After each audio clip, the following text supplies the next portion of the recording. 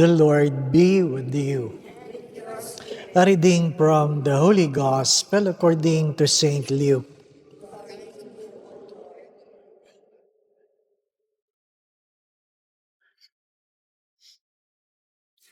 The angel Gabriel was sent from God to this town of Galilee called Nazareth, to a virgin betrothed to a man named Joseph of the house of David, and the virgin's name was Mary. And coming to her, he said, "Hail, full of grace, the Lord is with you." But she was greatly troubled at what was said, and pondered what sort of greeting this might be. Then the angel said to her, "Do not be afraid, Mary, for you have found favor with God. Behold, you will conceive in your womb and bear a son, and you shall name him Jesus. For he will be great and will be called the Son of the Most High. And the Lord God will give him the throne of David his father, and he will rule over the house of Jacob forever, and of his kingdom there will be no end." But Mary said to the angel, "How can this be, since I have no relations with a man?" And the angel said to her in reply, "The Holy Spirit will come upon you, and the power of the Most High will overshadow you. Therefore, the child to be born will be called Holy, the Son of God. And behold, Elizabeth, your relative, has also conceived a son in her old age. And this is the 6th month for her who was called barren. For nothing will be impossible for God." Mary said, "Behold, I am the handmaid of the Lord. May it done to me according to your word." Then the angel departed from her.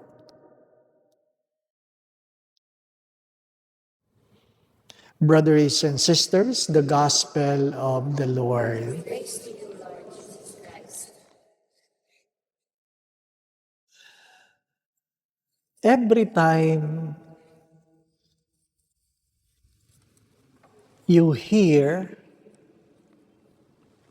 what is written in the scripture, and you go to the place like where we are now in Nazareth, down below is the cave where the Annunciation happened.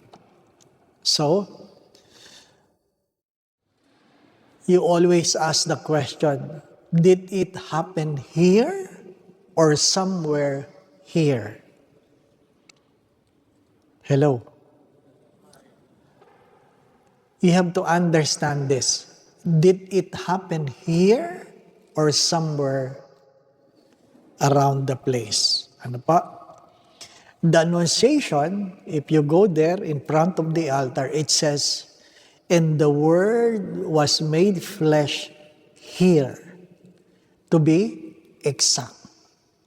Not somewhere here, but here. You will see the word in Latin, hic, H-I-C. It happened here. If you go to the feeding of the 5,000, it will not say it happened here. It happened somewhere here. Basta dito yun. Ako po ninyo. But if we go to the nativity, it is the very place where Jesus was born. So, ay, napuntahan ko yan. Ano po? Pag binabasa ni Father, ay, napuntahan ko yan. Ano po?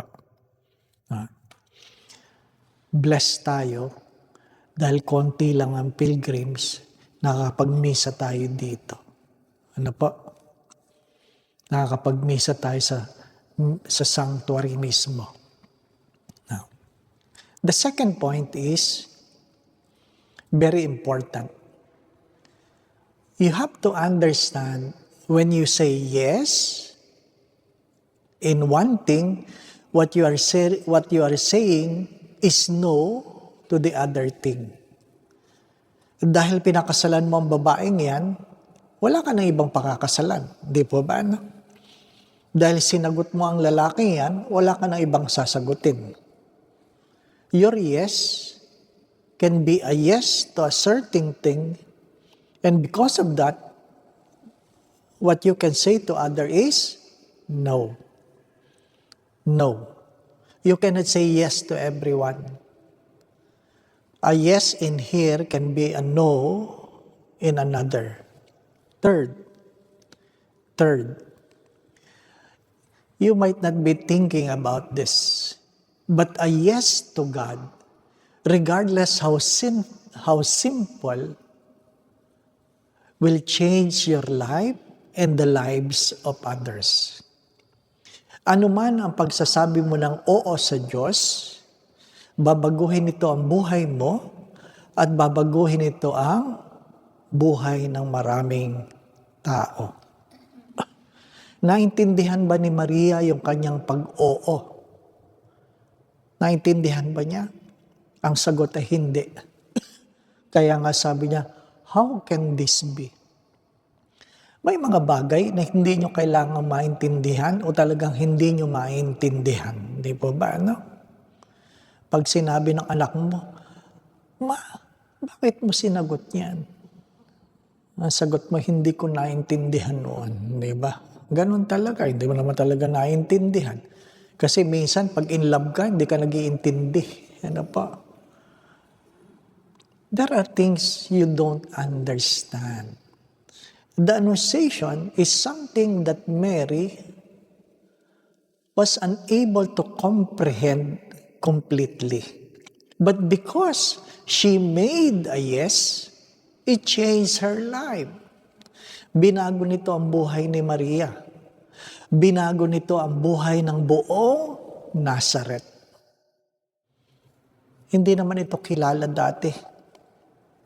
At dahil umoo si Maria, nagkaroon ng kaligtasan. So that is very important. Your yes to God, without you knowing, definitely will change you, will change the lives of people around you.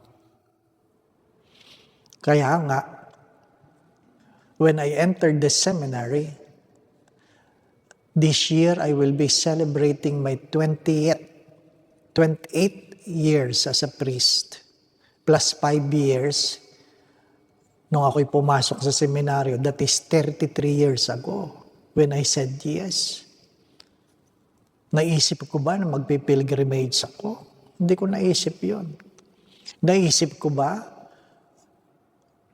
na ako ang pakikinggan ng mga tao during pandemic? Wala nakakaalam. Lilinawin ko lang ito kasi marami sa inyo nagsabi, stalker ako ni Father. Di po ba, no? Stalker ako. I want to correct that. Ano po? Pagpangit, stalker ang tawag. Ano po? Pagpangit, stalker. Pag maganda, admirer. Yan. So pag sinabi niyong stalker kayo, pangit kayo. Ano po? Kaya itama niyo yan. Ano po? Ha? Look at the place. Di ba? During the time of Mary, who could imagine it? Even the relatives of Jesus refused to believe. But because the simple yes has changed not only the lives of Mary, the lives of many, but the lives of everyone. Anong last point? I pray that you will say your yes to God. Huwag niyo sabihin matanda na ako. Abraham was called by God at the age of 75. Can you imagine? Abraham was called by God at the age of 75. So, bata ka pa. Even though nagtatanong na kami, kailan ba tayo magre-retire? 75.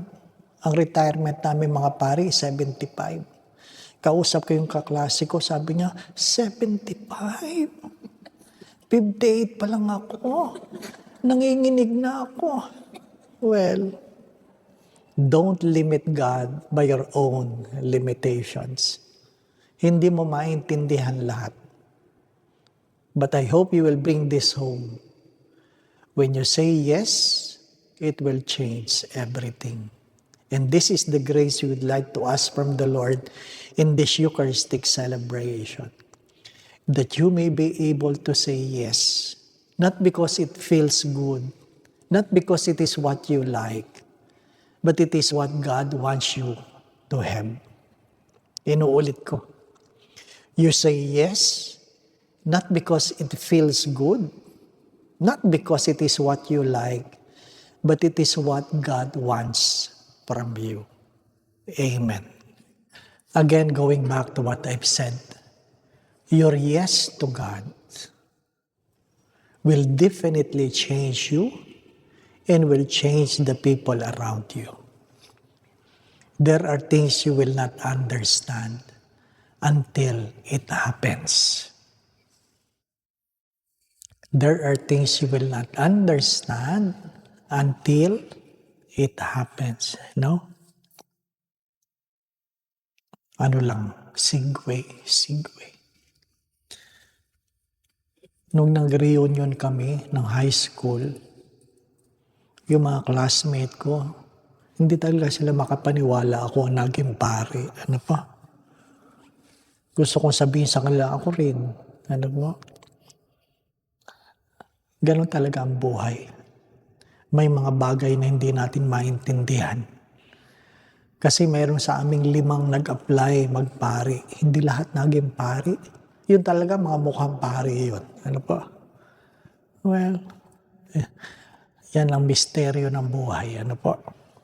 Ang mahalaga, we say yes to God. And this is my prayer. That in your own little way, you will be able to say yes to God. The Lord be with you. And may Almighty God bless you and your family, the Father, the Son, and the Holy Spirit. The Mass has been offered. We go in peace to love and serve the Lord. Hail, Holy Queen, Mother of Mercy. Hail our life, our sweetness, and our hope. To you we cry, poor banished children of Eve. To you we send up our sighs, mourning and weeping in this valley of tears. Turn then, most gracious Advocate, your eyes of mercy towards us, and after this our exile, show unto us the blessed fruit of thy womb, Jesus, O clement, O loving, O sweet Virgin. Pray for us, O Holy Mary, Mother of God.